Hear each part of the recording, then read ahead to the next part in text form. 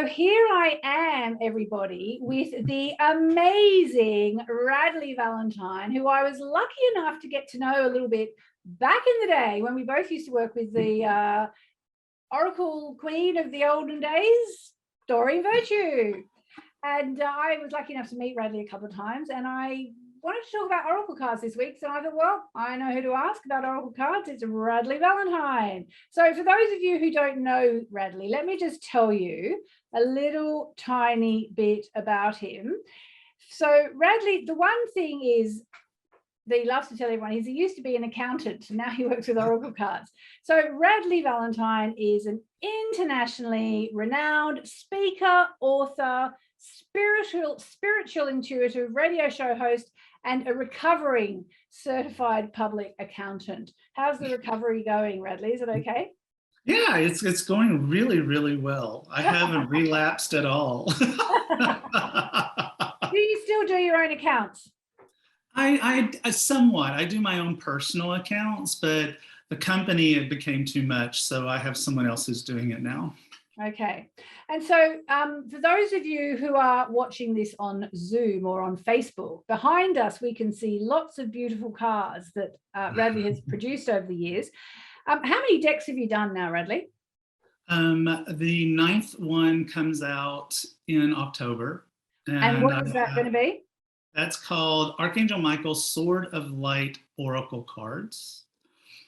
And then I have a 10th deck coming out in 2023, an 11th deck coming out in 2024, and a 12th deck coming out in 2025. Wow. So and do you think you'll just keep going as long as HayHouse keep publishing them? I kind of think so. I might slow down. I mean, it's like that's 9 decks since 2014 plus 3 books is plus all the video courses is kind of a lot. So I could envision this world where I slowed down and I just did 1 deck every couple of years or something. But yeah, I don't envision stopping. Right. So I am desperate to ask you just a little tiny bit about Doreen Virtue. Do you have an official line that you give people? Because I wrote 1 book with her and everybody used to ask me about Doreen. Do you have a cure-all line that you can say about Doreen? I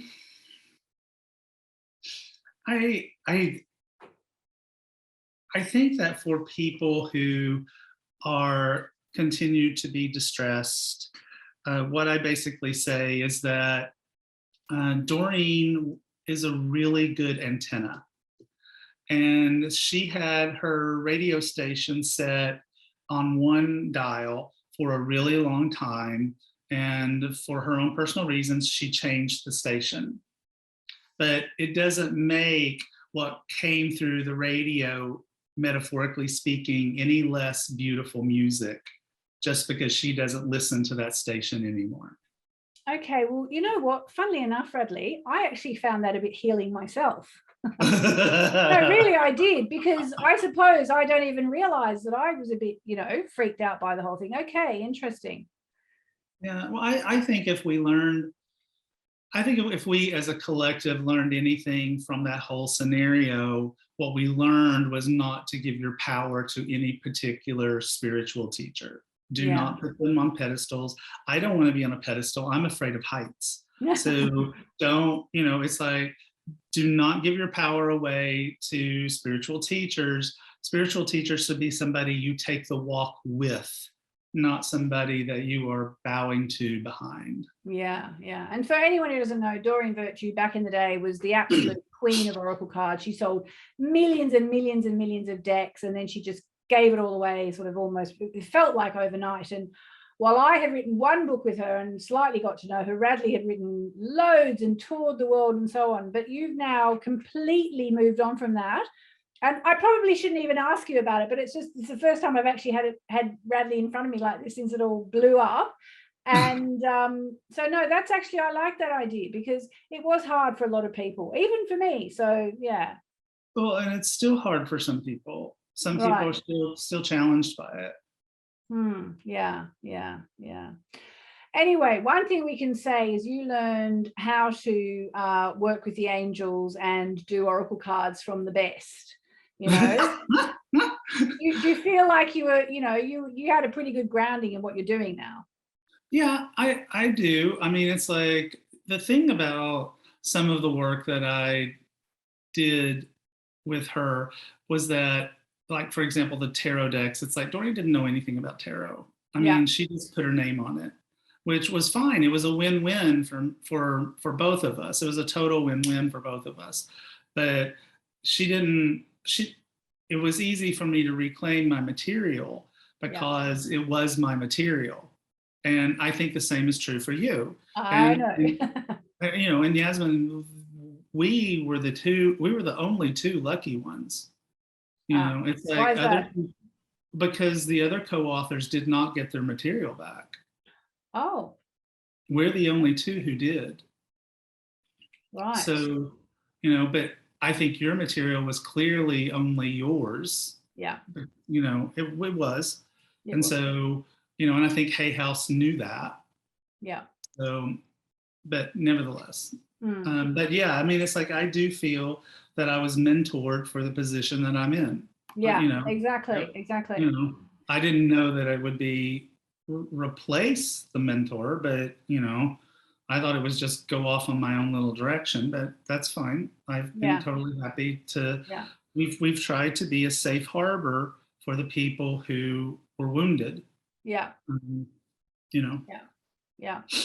And I didn't actually intend to ask you that, Radley. It literally came into my head as soon as we hit record. So thank you. This is the best interviews are the ones that just go where they go. Yeah. Okay. So now, though, I would like to ask you something completely different. Let's talk about angels and oracle cards. Yes. Like, for a start, are you more into angels or more into oracle cards, or is it both, or where are you on that? It's if I had to answer that question, then I would let angels inch it out. But the fact of the matter is, my very first angel teacher was a woman named Carla that I found in an AOL chat room. All right. I mean, this was way pre Doreen or John Holland as my teachers. It was like, and Carla loved angels and she loved tarot cards. Okay. And so that's how I found tarot cards, was through Carla. And so while a lot of people back then thought those were strange bedfellows, to me, they were introduced into my life together. And so I love both. I love both a lot. So it's a little bit like picking your favorite child. Yeah. But easy for you, not for me. Yeah, you pick your favorite dog or something. Right. Yeah, you have dogs, don't you? So if I were forced for some crazy reason to drop one of them, which would never happen, I would probably pick angels, but I love both. Right. And so one thing that I did with angels back in the day was going through all the 15 archangels by name and aligning them with the astrology signs and so on. Yes, you did do that. A whole story in itself of how that came to be. But do you work with them to that level of the different angels? Because I used to find that a lot of people don't. A lot of people just kind of work with angels in general, or maybe it's become more and more refined that, do you think we should be doing that? Is it good to be, I'm going to ask Archangel Ariel about this, I'm going to ask Jophiel about this, or do you think just ask the angels? I think I always tell my students that it's intention, intention, intention. The universe will speak to you in whatever language of the divine you choose. Just tell it and it will speak to you that way. So there are people who do angels. I have a tendency to teach the 15 archangels. I channel them. So over the last year, I've become way more familiar with the major archangels than I even was before, because there was a tendency to a little bit water down the archangels in the past. And so once I started like really doing all the research and really doing the channeling and stuff, the archangels really presented themselves to me in a way more bold, way more poignant way, and it was a little bit different than I expected. You know, when you are told that Archangel Chamuel can help you find your lost car keys, that's great, but my car keys weren't lost, and so I wasn't talking to Chamuel all that much. But then when you do the research and you see that Archangel Chamuel is the archangel of personal and global peace, and is basically like the angelic therapist, counselor of the archangel realm, then it's like, oh, wait a minute, this is a whole other thing. Yeah, I couldn't agree more. I get that. I completely get that. So I love teaching the 15 archangels, but I'm also a major proponent of guardian angels. I'm a big proponent of guardian angels, and so I teach a lot about that as well. And you know, and it's like in my classes, I tend to like take people through a meditation where they get to meet all the 15 archangels and then ask them afterwards which one really stood out to you. You know, it's just a way of like doing archangel kindergarten. It's like which teacher waved their hand at you, and start there.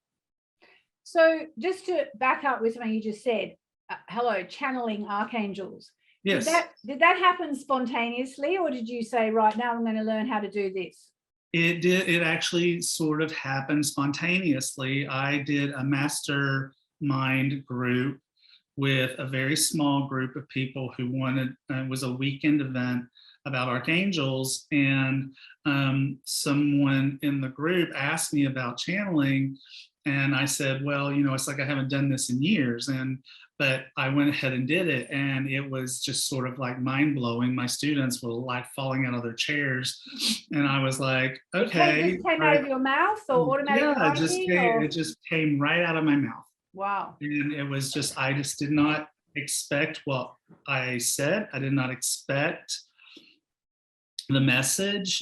And so it was like, okay, this is a real thing. I need to like really like throw myself into it. And so I did. I threw myself into it for 12 months. And it has been really amazing, really heart-touching for me, and helpful to other people. So I'm glad it came into my life. And I mean, I know it's probably the same as for everybody when they channel, but so are you aware of, like, you're still Radley, but you just have the words coming out of your mouth? Yes, is that how it exactly feels? Yeah. I will tell you this, I don't like what my face looks like when I'm doing it. So it's like I'm almost like tempted to like turn the camera off when I do it, because my face I just get kind of like this, and I just don't like it. My face droops, and I'm like, yeah, that just makes me look like I need a facelift. So I don't want anyone to see that. Right. Oh, there you go. Ego aside. Totally. It's just totally, it's gay vanity. It's what it is. It's just, oh, darling, it's just vanity. Let's face it. We've all got it. Yes, right. So, okay. So one thing I'd like to ask you as well is that what you might not know about Radley is that he's also into astrology. And so I was wondering, when you were saying you're really into guardian angels, we are going to talk about oracle cards eventually, but I just got a few angel questions. I'm actually feeling the angels really strongly in my life at the moment. It's like I can't stop talking about them. I can't stop reading about them. This is like the third podcast we've done about angels in about the last sort of 5-6 weeks.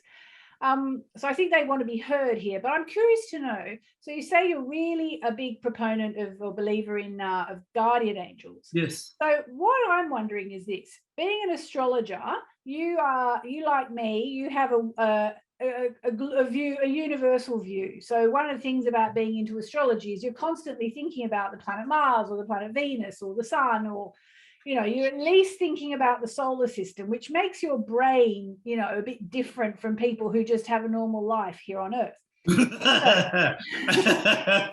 Okay. So that said, if there are beings on Venus, say, or on Mars, do you think they all have guardian angels as well? Yes, I do. Right. So it's like for every sort of being, there are angels around them. So here's my take on this. Okay. We as human beings have a tendency to humanize the divine. We want to say that the divine can get mad and that the divine can judge us and the divine can that the divine is limited in some way.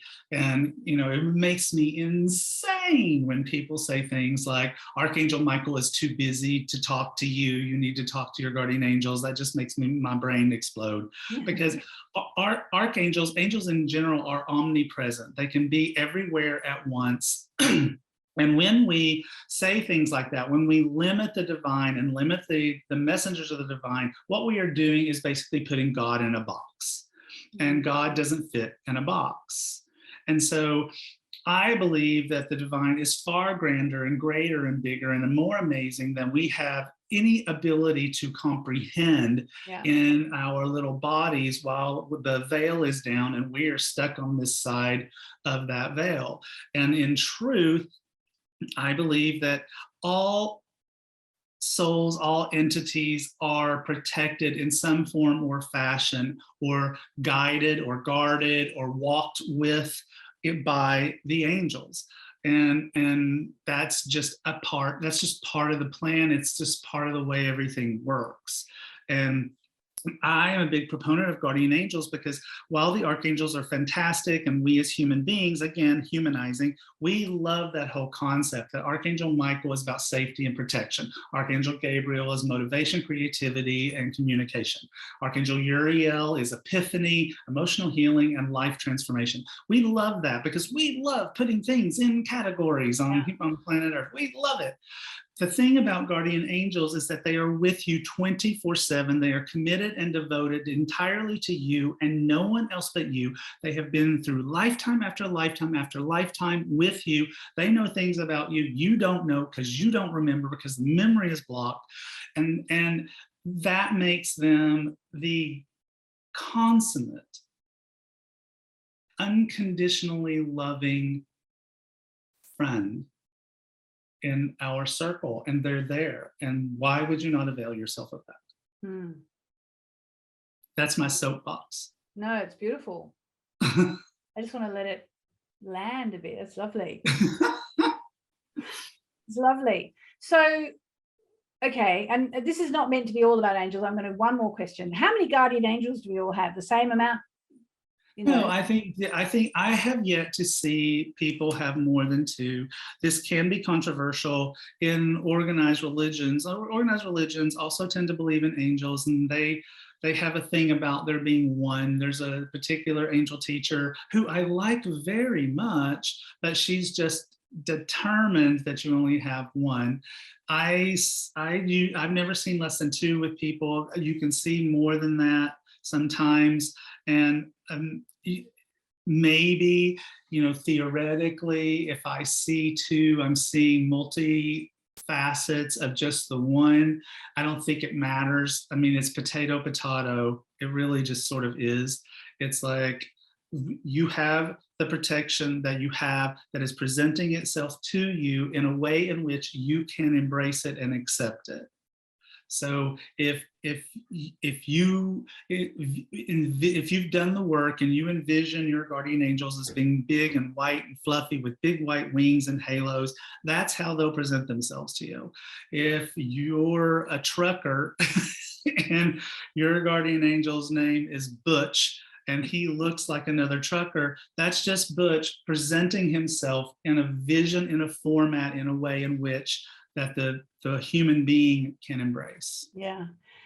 And you see them with your eyes, or you see them when you're with your eyes closed? I see them with it's the mind's eye. Yeah. I'm claircognizant actually. So for me, it's about knowing. It's just that the human race really loves vision. They really love the concept of seeing. Clairvoyance has become the overall term for psychic abilities when it's just one element of it.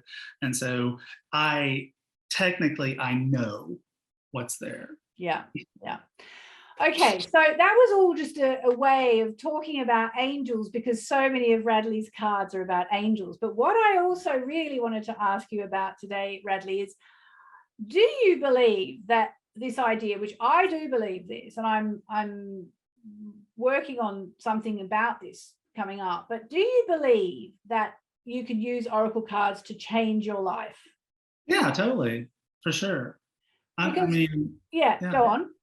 No, I mean, it's like the way that I perceive oracle cards and tarot cards, which to me, they're just different birds of a feather. I mean, it's like they're it's like I try to get people to understand that if you can read oracle cards, you can read tarot cards. You can just read the tarot cards the same as you read the oracle cards, and let yourself learn over time the more depth and complexity that can come from tarot cards.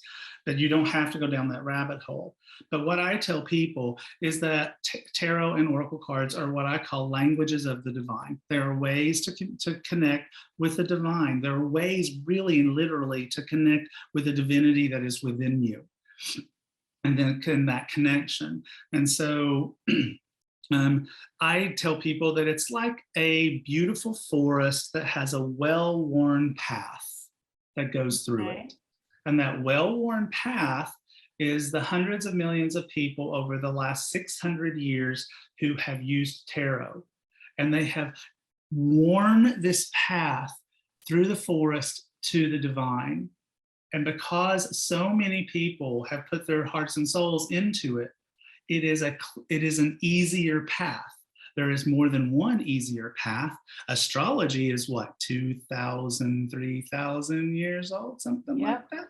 Yep. The I Ching, just as old, and it's like, so there are other paths, but we are drawn to the thing that makes our hearts sing. Yeah. And so whichever methodology that is, but tarot and oracle cards can give you information. They can give you insight into yourself and into your own actions, into your own motivations that maybe you don't see.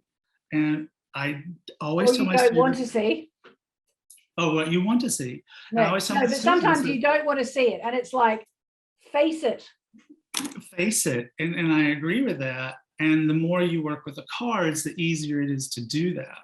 Because the more you work with the cards, what I always tell my students is that nothing in a card reading is fated. It is merely the direction that you are headed in.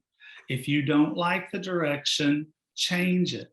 The cards can help you to know how to change the direction that you are headed.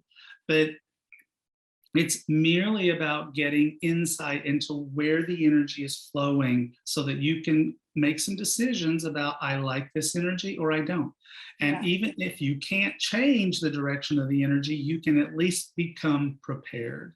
So what about that time when there was this guy that I really fancied, and I took the tarot and I got the 3 of Swords, and it was all true. Yeah. Well, that's heartbreak. That's sorrow. Yeah. So. And I suppose the answer would have been, well, maybe you should stop being interested in him because you already know this on one level. And it was very confronting. So do you still use tarot, even though you've got your own 8 or 9 oracle card decks? I mean, I know including tarot, but do you still use like Rider-Waite or any of those cards? No, I don't use anybody's decks other than mine. I just don't anymore, because Rider-Waite was, and I prefer to call it Waite Smith because the artist was Pamela Coleman Smith. Yep. But it was monumental in its construction and for its time. However, it's 2022. And we don't need some guy laying face down in a pool of blood with 10 swords in his back just to tell us that a situation has become completed. Yeah. That is a language from 600 years ago, when people were illiterate, when things were really rough. It was difficult to be alive on the planet Earth, and people kind of needed that intensity. They needed the death card with someone cutting people's heads off in the field. We don't need that. I mean, and in fact, in my opinion, it's detrimental to us. All it does is scare us, scare our clients if we're doing readings for somebody else. There are softer ways and more life-affirming and divine ways to tell that same story. And in fact, in one of my decks, my version of the Ten of Swords, which I just described to you, face down, pool of blood, blah, blah, blah, is a ballerina who is standing on a stage. She's taking her final bow. And on either side of the curtains are swans, AKA swan song. And so it said the same thing. Which deck is that? That's Archangel Power Tarot cards. It says the same thing. Yeah. It says, this situation is over. I am taking a bow. It is time to go. So one thing I've always wrestled with using your cards, yes. Is if I get, say that card. Okay. If I get that card, then I think, okay, which card is that in tarot? And then I'm like, oh no, it's the Ten of Swords. Or is that not what you meant to do? No, it is not what I meant to do. And it's like, I hear this from people who, who grew up with Wade Smith, and that's great. That's fine. People do a translation in their minds until they don't need to do the translation in their minds anymore because they've used my decks so long that they don't need to. But in honesty, Yasmin, I mean, part of what my job here in this lifetime has been to do was to bring tarot to people who are too afraid of tarot. They didn't take Wade Smith. They never touched that. That scared the heck out of them. Right. Because the only time they ever saw it was on TV and movies, and the only card they ever pulled was the death card or the tower. Exactly. Right? So true. Right. And so it's like people like that just threw those cards away. Yeah. So, yes, I have people who used to read Wade Smith and they like what I do, but I have a lot of people who are like, I was always afraid of tarot, but now I'm not. Well, Doreen Virtue used to rip the nasty cards out, didn't she, and throw them out of the deck. I think her major arcana only had like 13 out of 22 cards. And what would your first teacher, the one you said you found on an internet forum, what would she think of what you're saying? Was she really straight tarot and she'd be horrified, or are you still no. She actually made her own deck of tarot cards that were they were just cut out of paper, right? They were just cut out of paper, but she drew her own. So, I hadn't actually even thought about it till you just asked me that question, but wow, what a foreshadowing, right? Yeah, yeah, exactly. So I'm just curious to know, Radley, I'm sure you get asked this all the time, but how often do you do, how often do you draw cards for yourself, number one? And do you do like an annual spread for yourself, or do you do a monthly spread, or do you just do them when you feel like it? I just do them when I feel like it. It's like, because I'm throwing cards constantly. I've got, my energetic weather reports, which are weekly. I do cards of the day on Facebook. I do the rad scopes, which are the view ahead for the month by astrological sign. I'm constantly throwing cards. So I just did us a card, actually, for me. Let Radley talk, a time to give rather than take. Oh, you're hilarious. But it's like, I throw them when I need to. I throw them when I have a concern, or when I'm trying to like figure out what the correct action is to take. So I know you just moved to California, which is I did, yes. Fun. Did you do cards on that before you did it? Oh yeah, totally. And they said go for it, or it's going to be tricky? Yeah, it was 10 of water. Oh, okay. So that's a family with a house and a rainbow over it. I mean, it's kind of specific. I think I got the sun one time when I asked about it. And and beyond that, it's like the universe guides us, and our move cross country was literally like laid out for us. It was just like, if I told you the whole story, which would take way too long, you would be astonished, because it's just not likely that stuff could have happened. Can you give us a little vignette sort of thing? Sure. So the neighborhood that we live in, we were first in this neighborhood in 2014. It was 2 model homes and a lot of dirt. And they gave us this big brochure that was all the floor plans and all the stuff, and we had written down our notes, and I kept it. I never got rid of it. And then in 2021, we found out Lee could transfer. And so I looked up which realtors were working this neighborhood, found the one that had sold the most homes, gave the number to Lee. Lee called him, and he said, that very floor plan of that very house that you wanted is available for sale. It is a secret. It's called a pocket listing. Wow. Nobody knows it's for sale, but I can get you in touch with us. We didn't have to, there was no bidding wars. There was nothing. We just got the house, and it was the very one that we had wanted in 2014. Amazing. Yeah. Amazing. So I have to ask, how far are you from LA if you want to pop into LA? Yeah, I'm about 2 hours, 2.5 hours. North or south or? It would be west for me. Oh, so you're inland.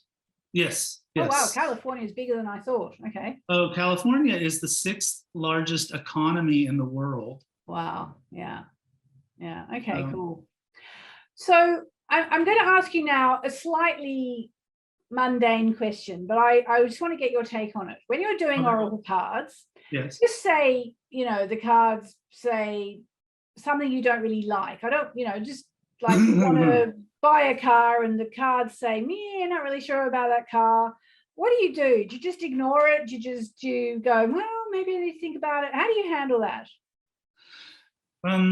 So in the example that you gave me, something that's buying a car is not earth-shattering. Yeah. So it's like, what I would do is I would leave that card out that basically kind of said meh or no, like, for example, 5 of swords, 7 of swords. These are cards that would say, do not buy this car, right? So I would then say, well, tell me why. And I would shuffle the cards again, and I would do a 3-card spread underneath that card and go, just explain to me why. What is it? Is it a bad investment? Is it not what it appears to be?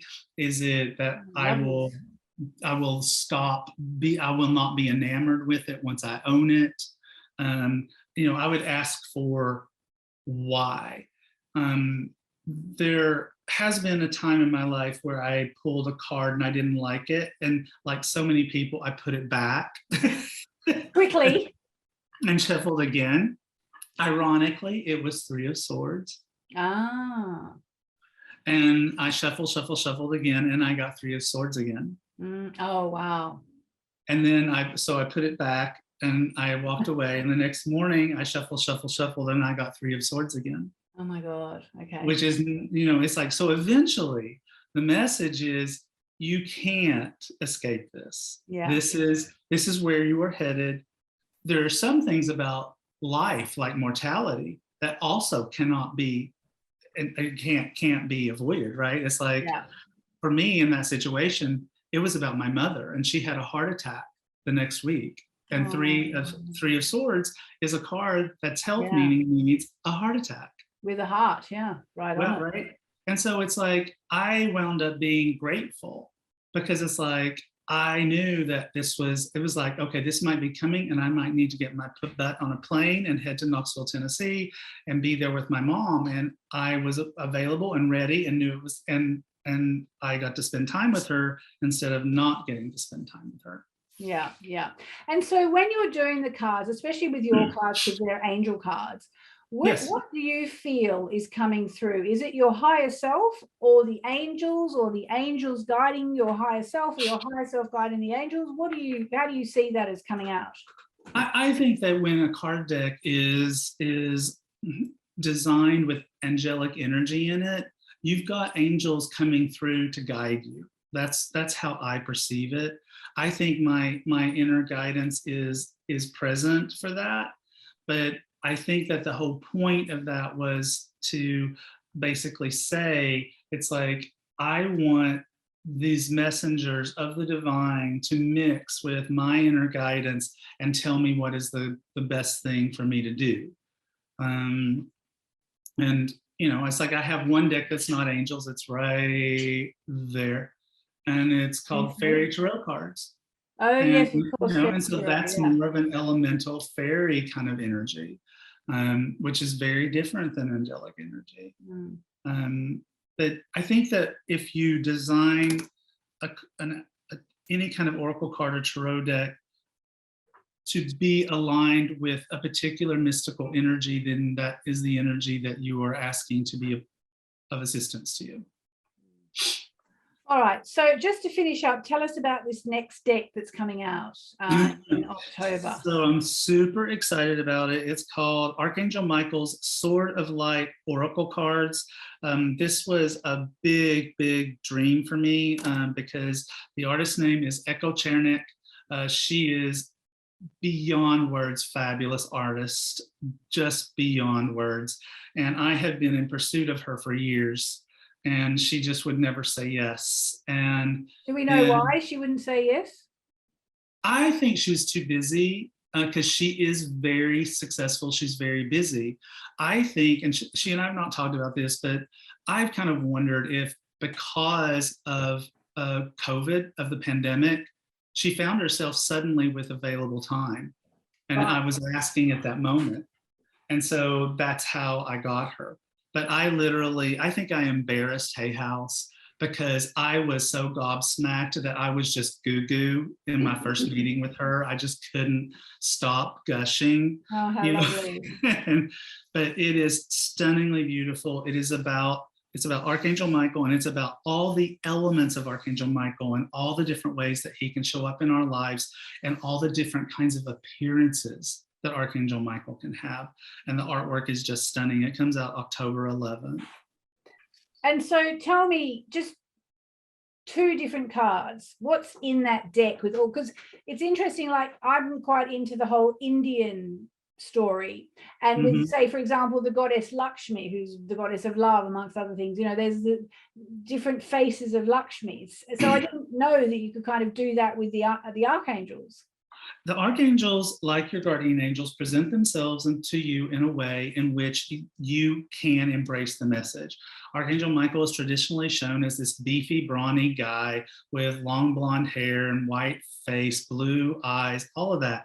Well, that's very nice if you're white and Caucasian, right? It's like, that's not the only version of Archangel Michael. So we have a Black Archangel Michael. We have a fierce Latinx female Archangel Michael. We have we have both genders. We even have a non-binary Archangel Michael. We have Archangel Michael in all of these different forms and colors, showing that here are all the different ways that Archangel Michael can present himself. We do have blonde, hunky Archangel Michael, of course, but it's like it's meant to, and there's an Indian Archangel Michael in the deck. It's like it's meant to be like, see, it's not just the one way. Archangel Michael is the Archangel of Earth for 7.5 billion people. It is illogical and cray-cray to think that he only can show up in one appearance. Yeah. Amazing. All right. Well, I think, let's just tell people where they can find you online. RadleighValentine.com is the source of all directions: Facebook, Instagram, my school, Rad Academy, everything can be found there. And lastly, when are you coming to London to see us? Oh, I don't know. I mean, it's like, when is the world going to right itself? I mean, it's like, right? It's like I heard from some people I know who said they're in Europe right now, and I'm like, I wonder what that's like. Because right now, it's like I can't envision crossing the ocean just yet. I want the world to be a little bit maybe more next normal. year. Maybe next year, yeah. All right. Okay. Well, enjoy California. Okay. All right. Well, thank you so much, Radley. Looking forward to your deck. Like, I can't wait to see that deck now. All those, how many cards is it? Do you remember? Is it 44? It's 44. That one's 44 because it's an oracle card deck. So it's basically 44 faces of Archangel Michael. Yes, it is. Amazing. Amazing. All right. Well, thank you so much. Everybody, go and find Radley online if you haven't already. He does absolutely tons of stuff and it's all brilliant. So thank you so much, Radley. You're quite welcome.